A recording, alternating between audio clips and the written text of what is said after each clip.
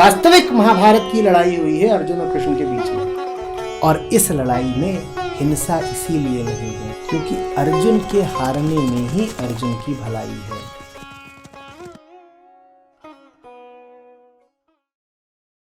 प्रणाम आचार्य।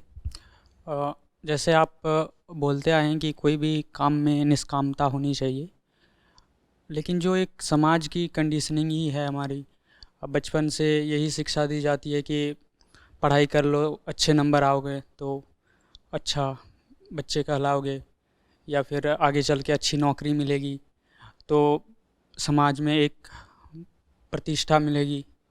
तो इन सब में जो एक निष्कामता की जो चीज़ें हैं वो कहीं ना कहीं कमी रहती है हमारी, और ये कंडीशनिंग काफ़ी समय से होती आ रहती है जब तक हमें आध्यात्मिक शिक्षा नहीं मिल पाती है।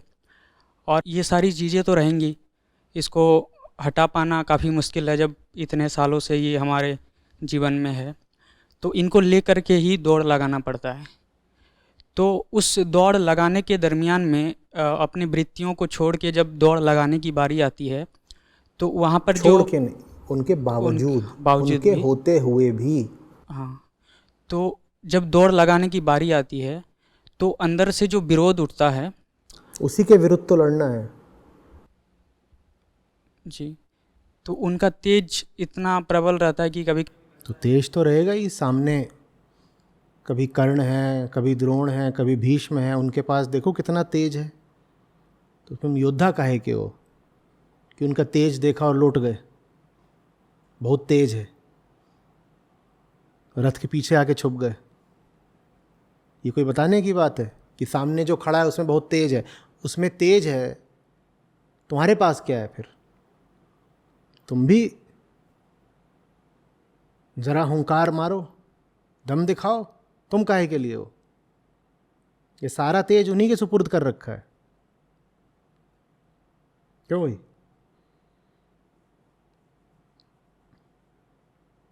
ये तो तुम बिल्कुल दुर्योधन जैसी बात कर रहे हो। दुर्योधन ने बिल्कुल आरंभ में ही कहा कि गुरुवर द्रोण से जाके, उधर जो सेना है वो पर्याप्त है और हमारी अपर्याप्त है, उधर बहुत तेज है और हमारे पास नहीं है। जो ऐसी बात शुरू में ही बोल दे उसका फिर क्या होगा?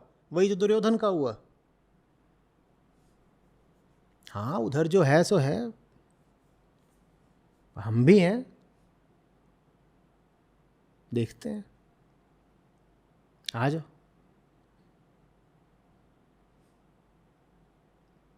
बार बार अपने आप को चुनौती देते रहा करो, बीच बीच में, दिन में 5-7 बार आईने के सामने जाओ और धमकी दिया करो, तमीज़ में रहे। बहुत मारूंगा। दिन में 2 बार बता चुका हूं,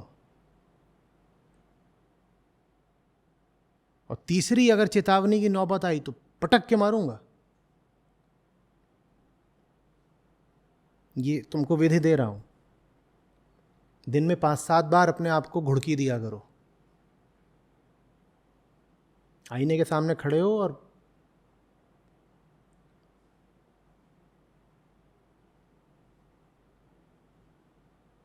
नहीं। तो जैसे ये एक ये होती है कि कभी मान लीजिए कि जीत गए तो फिर उसमें क्या होता है कि अच्छा लगता है कि हाँ इस बार जीत गए, तो उसमें से चीज़ें धीरे धीरे कम होती है कि पहले जितनी बार हार रहे थे अब चीज़ें कम हो रही है। तो मन में विचार आता है कि फिर कि ये कब एकदम होगा कि जो पूरी तरह से ख़त्म हो जाए और हम स्मूथली आगे बढ़ पाएँ इस क्षेत्र में। ये जितनी बातें आती हैं, इन सब बातों को जीतना होता है एक के बाद एक। ये ऐसी व्यूह रचना है जिसमें सबसे बाहर वाले वृत्त पे खड़े होते हैं पैदल सैनिक, जिनको हराना सबसे आसान है। उनको हरा के आगे बढ़ोगे तो कौन मिलेंगे? फिर घुड़सवार मिलेंगे। उनके आगे बढ़ोगे तो कौन मिलेंगे? फिर हाथी वाले मिलेंगे, गज सेना। फिर उसके आगे बढ़ोगे तो कौन मिलेंगे? रथी मिलेंगे। उसके आगे बढ़ोगे तो महारथी मिलेंगे। जितना जीतते जाओगे उतना बड़ा योद्धा अब तुम्हारे सामने आता जाएगा लड़ने के लिए। तुम बड़े धुरंधर हो, तुम्हारे भीतर एक से एक कलाकार बैठे हैं। हमको पता थोड़ी हम कितने बड़े पापी हैं।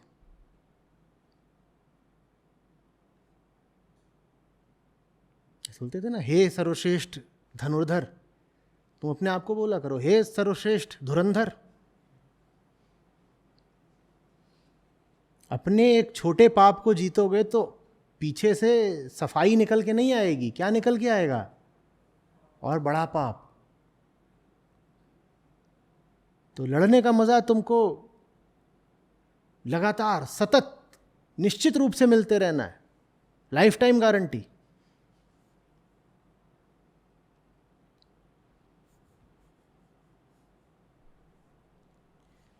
तो चीज़ें आचार्य जी कभी ऐसी आती है कि जैसे जैसे आगे बढ़ते जाते हैं तो फिर जो जीतने की जो हमारी क्षमता होती है वो भी विकसित हो जाती है। जैसे कि आप कहते हैं कि अगर हाँ, मामला और गाढ़ा होता जाता है, तुम्हारी क्षमता भी विकसित होती जाती है और सामने जो पापी खड़ा होता है वो भी और प्रबल होता जाता है। तो कुल मिला के फिर वो जो मैच होता है, जैसे मान लो क्रिकेट का उदाहरण लो, तो जिम्बाब्वे वर्सेस आयरलैंड से बढ़ कर के फिर वो ऑस्ट्रेलिया वर्सेस इंग्लैंड हो जाता है। संघर्ष पहले भी था पर दो छोटे योद्धाओं में था। संघर्ष अभी भी है पर अब तुम भी थोड़ा प्रबल हो गए हो और जो तुम्हारे सामने है वो भी धुरंधर है। तो कुल मिला के क्या हुआ? अब मैच में आनंद ज्यादा आता है। मामला प्रगाढ़ हो जाता है।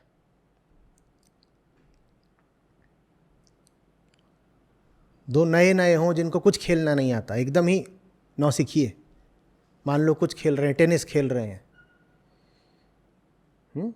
उनको खेलते देखना तुम्हें कैसा लगेगा? और दोनों हैं बराबरी के ही, लेकिन बराबरी के अनाड़ी, दोनों बराबरी के अनाड़ी हैं, दोनों आमने सामने खड़े हैं, कैसा लगेगा? और यही फेडरर और नाडाल खेल रहे हैं, वो भी बराबरी के हैं। मामला तब भी बराबरी का था, अब भी बराबरी का है, पर अब आनंद बहुत ज्यादा है। ब्रह्म विद्या का यही लाभ है, जैसे जैसे तुम आगे बढ़ते हो वैसे वैसे आनंद प्रगाढ़ होता जाता है।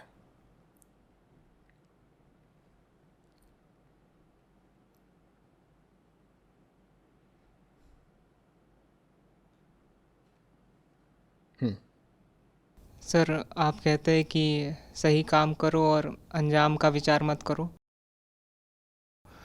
पर जब हम अच्छा काम करते हैं तो विचार भी लगाना पड़ता है, उसमें नीतियाँ भी बनानी पड़ती है और बहुत मेहनत भी करनी पड़ती है और कभी कभी गुस्सा भी आता है और आखिर में ये लगता है कि इतना सब करके हमें मिलेगा भी क्या। रणनीति तो कृष्ण भी बनाते हैं, व्यूह रचना, व्यूह खंडन, ये सब तो कृष्ण भी करते हैं। मिलेगा क्या? कुछ नहीं। अब ये बात और ज्यादा रहस्यमयी हो जाती है। आप वो सब कुछ कर रहे हैं जो कि कोई भोगी करता है, जो सकामी करता है। एक सकामी भी खूब दिमाग लगाता है, योजना बनाता है, व्यूह रचना करता है, सब करता है ना। वो ये सब कुछ करता है, आप भी वो सब कुछ कर रहे हैं। आप जान उतनी ही लगा रहे हैं, श्रम उतना ही कर रहे हैं, बल्कि जितना वो सकामी करता है श्रम, आप उससे ज्यादा कर रहे हैं। तो फिर आपकी तो मांग भी, कामना भी उससे अधिक होनी चाहिए ना। पर वो मान लो 10 इकाई का श्रम लगाता है और उसकी मांग ये है कि मैंने अगर 10 इकाई का श्रम करा है तो मुझे इससे कम से कम 20 इकाई का फल मिलना चाहिए। यही तो सकाम कर्म का गणित होता है ना। 10 लगाऊंगा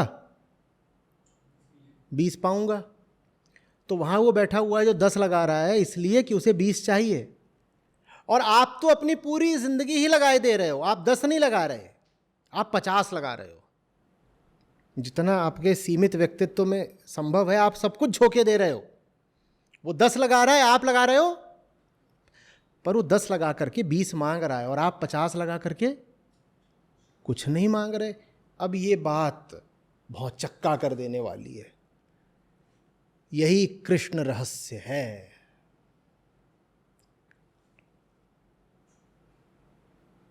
ये जो कर ले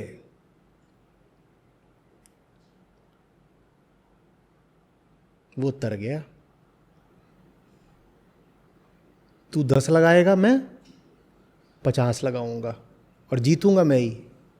बता क्यों? क्योंकि मुझे कुछ चाहिए नहीं, मुझे कुछ चाहिए नहीं। बस वो चीज़ ऐसी है कि उस पर दिल आ गया है, जैसे कहीं बोली लग रही हो। ठीक है, यहाँ पे मुनादी मैं लगा रहा हूँ, कुछ है मेरे पास, ये है। क्या है ये? क्या है ये? कृष्ण है। अब यहाँ जितने लोग बैठे हैं सबको अपनी जेब पता है, सब जानते हैं कि उनके पास कितना है कितना नहीं है। तो सब तय करके आए हैं कि देखो साहब, अगर हमारे पास 100 है तो कोई सोच रहा है 100 में से 5 लगा सकते हैं, कोई सोच के आ रहा है 100 में से 7 लगा सकते हैं, कोई कुछ सोच के आ रहा है, कोई कुछ।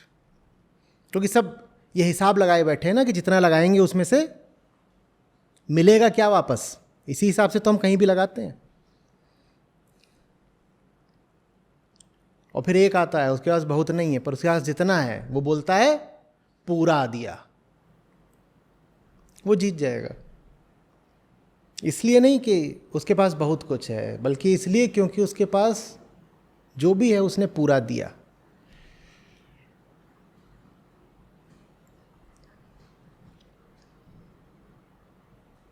उसको प्रेम है, दिया। तुम हिसाब से बोली लगाओगे, वो प्रेम से।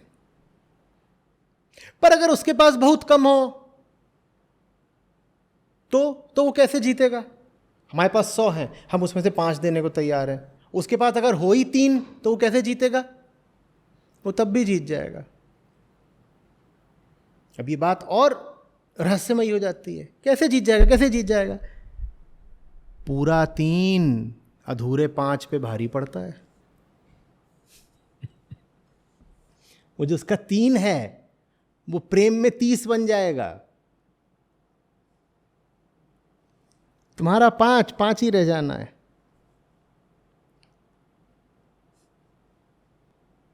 उसके 3 में जैसे कुछ जुड़ जाएगा जो 5 से आगे का हो जाएगा। एक दफे प्रसंग उठा, कौरवों की थी 11 अक्षौहिणी सेना। अब अक्षौहिणी माने कुछ भी हो सकता है, इस पर विवाद है कि कितनी संख्या का होता है एक अक्षौहिणी। और पांडवों की थी 7। तो बात उठी, वो 11 हम 7। कृष्ण बोले 5 इधर है, मुझे भी तो गिनो। उधर 11 हैं, तुम सब पांडव लोग और तुम्हारी सेना वेना, तुम 7 हो और 5 मैं हूं। 5 मैं हूं, मैं सब बराबर कर देता हूं। मैं 3 को 5 बना देता हूं, मैं 7 को 12 बना देता हूं।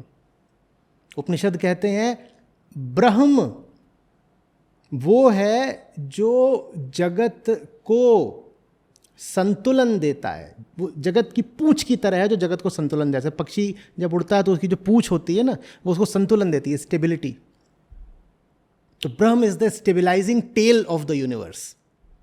वो है जो सब बराबर कर देता है, संतुलन में ला देता है। एक तरफ को अगर बात झुक रही होती है तो कहता है ना, गलत की तरफ झुकनी नहीं चाहिए। तो कौरवों और पांडवों में जो अंतर था, कृष्ण ने उसको संतुलन में ला दिया। बोले ठीक है, तुम कमजोर हो तो मैं आ गया ना तुम्हारी तरफ, मैं हूं। तो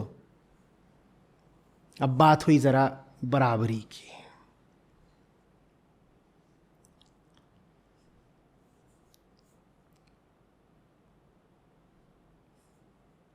नहीं समझ आ रही बात? अब अभी में जितना सहायक है उतना समझ में आ रहा है। बाकी एक बार वीडियो फिर से देखूंगा तो और स्पष्ट होगा। वीडियो भी देखना, बाहर जो खरगोश है उनको भी देखना, और ये भी देखना कि वो यहाँ है ही क्यों, यहाँ हमारे बोध स्थल में। क्यों है, इस जगत में क्यों है, उनको बना के किसको क्या मिल रहा है, और इस बोध स्थल में क्यों है, उनको रख के किसको क्या मिल रहा है। कुछ कौन देगा, पर ये खरगोश तो यहाँ कब से हैं और सब उन्हें देखते हैं, और जो देख रहे हैं वो मूड के मूड रह गए, उन्हें कुछ समझ में नहीं आया। यही तो माया है, यहाँ इतने लोग रहते हैं, रोज उनको देखते हैं, समझ कुछ नहीं पाते, कभी सवाल ही नहीं उठता।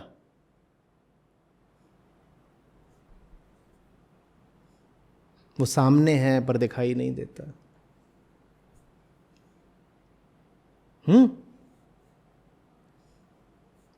तुम एक गोरख धंधा हो, सामने हो, दिखाई कभी देते नहीं।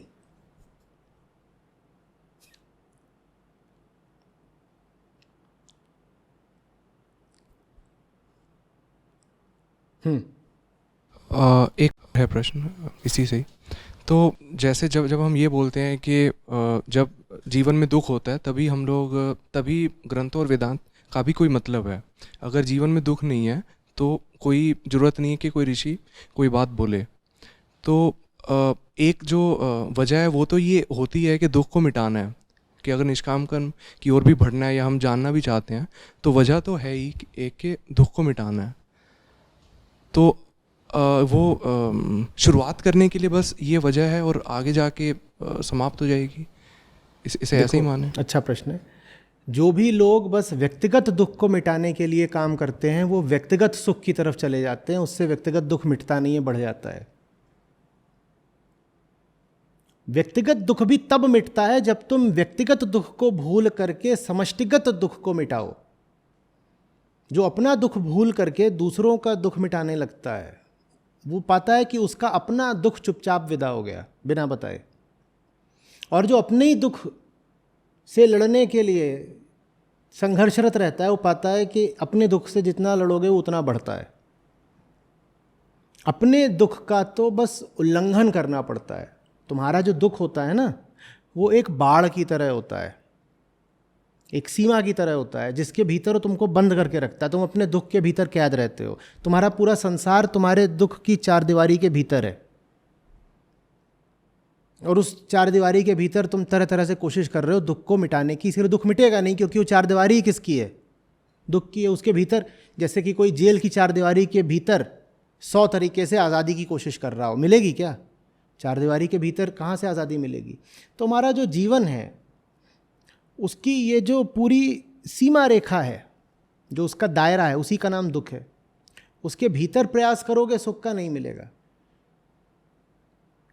जब तुम उससे बाहर जरा सा झांकते हो तुम पाते हो कि जैसे तुम हो उसी तरह अनंत और लोग हैं, सब अपने अपने दुख के दायरों में कैद। जब तुम्हारी करुणा तुम्हारे स्वार्थ से बड़ी हो जाती है तब तुम कहते हो मेरा दुख है तो रहे, मैं जा रहा हूं, मैं अपने दायरे का उल्लंघन कर रहा हूं, मुझे उसकी सहायता करनी है। तुम उसकी सहायता करने के लिए अपने दुख से बाहर कूदे, लांघा उसको। अब तुम जा रहे हो उसकी सहायता करने के लिए, लेकिन चुपचाप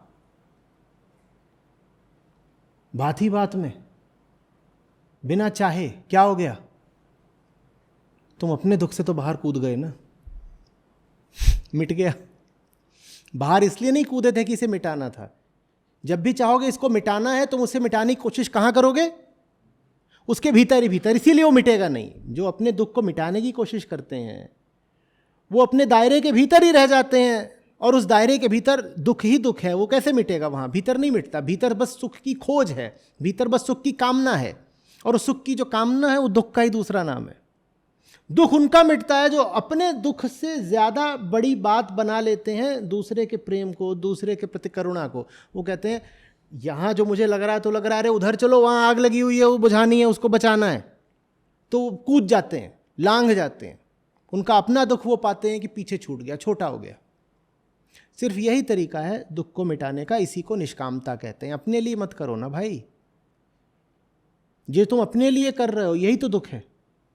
तो फिर अपने लिए करके दुख मिटा कैसे लोगे? अपने लिए करना ही तो दुख का दूसरा नाम है।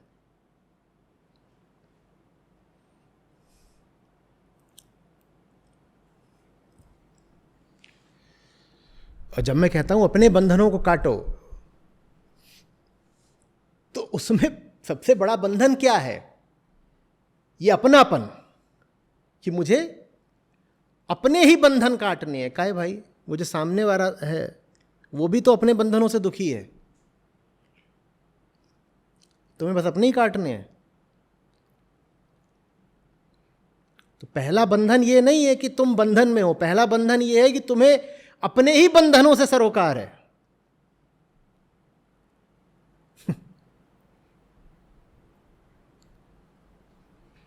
तुम्हारे बंधन रहेंगे।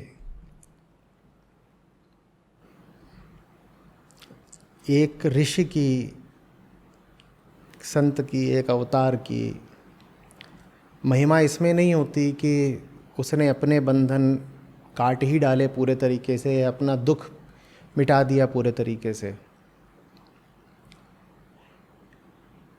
उसकी गरिमा, उसकी श्रेष्ठता, उसकी महानता इसमें है कि उसका अपना जो है सो है, उसने अपने पर ध्यान नहीं दिया। उसका अपना जो चल रहा था तो चल रहा था, है एक, पीछे चलने दो इसको, मुझे इसके आगे जाने दो, मुझे इसका अतिक्रमण करने दो, मुझे इसके बियॉन्ड निकलने दो ना। ये अब ये चल रहा है तो चल रहा है, होगा कोई कर्मदंड, होगा, होगी कोई अतीत की सौगात ढो रहे हैं।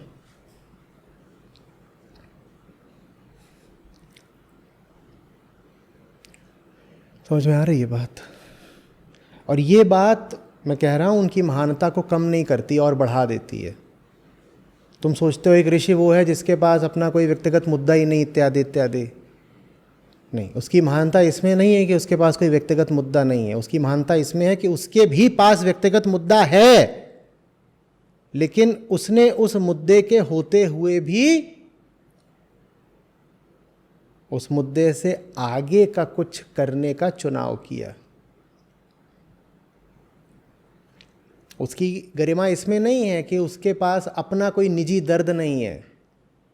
उसकी गरिमा इसमें है कि अपने निजी दर्द के होते हुए भी उसने उस निजी दर्द की अवहेलना करी। उनके पास भी जीवन में एक व्यक्तिगत पक्ष होता है। बस इतना है कि जब आप किसी को महानता की विभूति पहना देते हैं,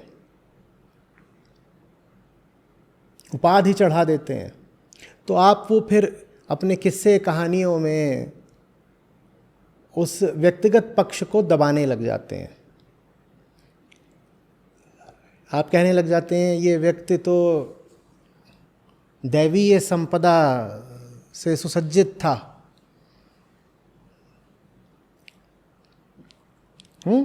ये मानव थोड़े ही था, तो इसके जीवन में कोई मानवीय दर्द या बंधन या मुद्दा हम कैसे दर्शा दें। पर नहीं, वो भी मानवीय होते हैं, उनके पास भी दर्द, कष्ट, क्लेश, आंसू, बंधन सब होते हैं। और इनके होने से मैं कह रहा हूँ उनकी महानता कम नहीं होती और ज़्यादा हो जाती है। उनके पास वो सब बंधन थे, कमज़ोरियाँ थीं जो आपके पास हैं, लेकिन फिर भी उन्होंने अपनी कमज़ोरियों और बंधनों से आगे बढ़ने का दम दिखाया, चुनाव किया। इसमें महानता है।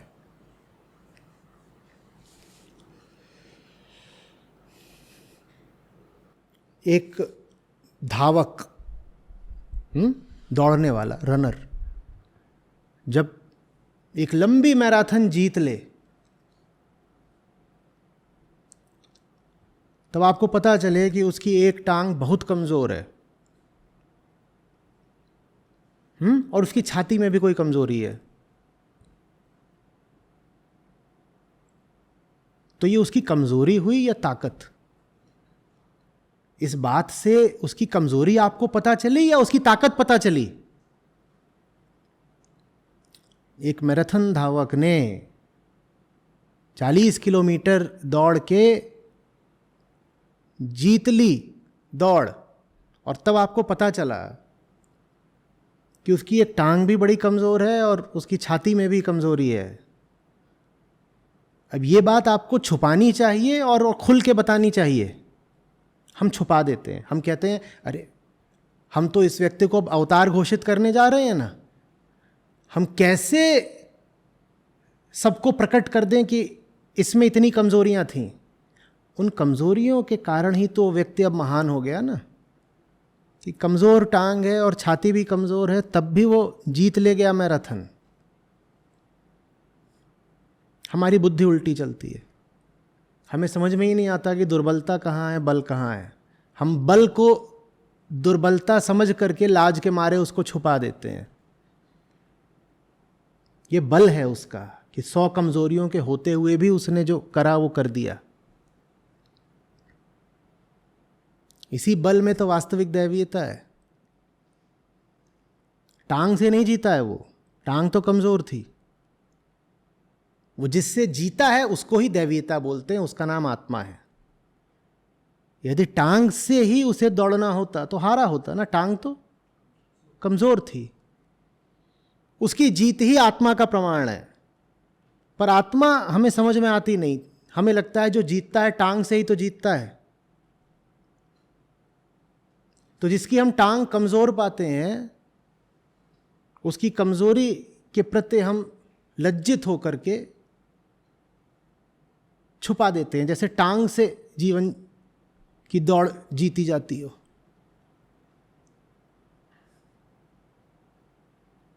समझ रहे हो? जो कुछ तुम्हारे पास है, अब जब वो तुम्हारे पास 25 साल 35 साल 40 साल से है, तो बहुत कम संभावना है कि तुम्हारे जीवन के जो भी 10 20 30 साल बचे हैं उसमें तुम उससे मुक्त हो जाओगे। चाहे वो तुम्हारी देहगत वृत्तियां हों, चाहे वो तुम्हारा अतीत हो, चाहे वो तुम्हारी बहुत पुरानी आदतें हों। थोड़ा ज़मीन पर आकर के देखो, 30-35 साल के हो गए और जानते तुम अब बहुत समय से हो कि ये जो तुम लेके घूम रहे हो ये कचरा है, बोझ है। आज तक तो उस बोझ को हटा नहीं पाए। तुम्हारे भीतर जो कुछ भी घटिया है, ये तुम्हें नया नया तो पता चला नहीं कि घटिया है। 10 साल से जानते हो कि ये बेकार की बात है, पर पकड़े हो तो ज़रूर हो कोई बहुत गहरी बात होगी। और संभावना कम ही है कि अगले 25-30 साल जितना भी तुम्हारा जीवन बचा है उसमें तुम उसको त्याग पाओगे। तो फिर करना क्या है? त्यागने की कोशिश करते रहनी है। अब जैसा है जो है उसको लेके दौड़ लो बेटा। टांग वो तुम्हारी कमज़ोर ही रहनी है। वो अब प्रकृति का तुमको जो भी कह लो, वरदान है, अभिशाप है, वो ऐसा ही रहना है। नालायक हो तो अब नालायक ही रहोगे। अपनी नालायकी लेके तुम लगा दो अब दौड़। आलसी हो तुम आलसी ही रहोगे, वो आलस नहीं जाने का। वो तुमको अजगर वृत्ति माँ के गर्भ से मिली है, वो नहीं हटने की। अजगर एक पैदा हुआ, तुम उसको घोड़ा बना दोगे क्या? अब उसको अजगर रहे रहे ही दौड़ लगानी है। कैसे अजगर कैसे दौड़ेगा? देखो घोड़ा बन के तो नहीं दौड़ेगा। तुम ये कोशिश करोगे कि पहले उसको घोड़ा बना दे फिर दौड़ाएं, तो ये तो नहीं होगा कभी। अब तो यही कर सकते हो कि अजगर है, अजगर ही दौड़ रहा है। ये हुई कुछ बात। अब दिखाई दिया ना दैवीय चमत्कार। अजगर मैराथन में दौड़ा जा रहा है सबसे आगे। खरगोशों में लहर दौड़ गई है। तो कह रहे हम कितनी भी तेज दौड़ लें, अजगर मैं ऐसा तो कभी देखा नहीं। अजगर तो लटके रहते थे ऊपर से और नीचे, नहीं ये अजगर है। ये खरगोश नहीं बनोगे ना घोड़े बनोगे। अजगर हो तो ये उम्मीद छोड़ दो।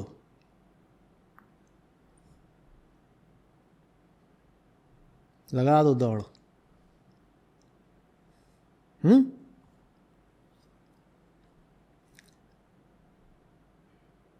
एक नाटक देखा था मैंने, वहाँ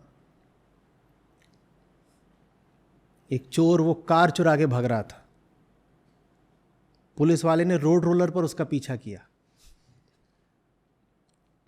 अब जो है वही है, क्या कर सकते हो।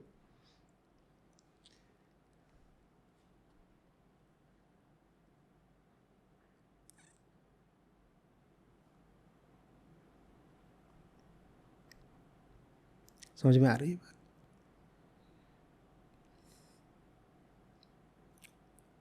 अजगर घोड़ा बन जाए इसमें महानता नहीं है। अजगर अजगर रहते हुए भी अजगरी से आगे निकल जाए, इसमें महानता है। अजगर होने को नहीं त्याग पाओगे, अजगर वृत्ति को त्याग सकते हो।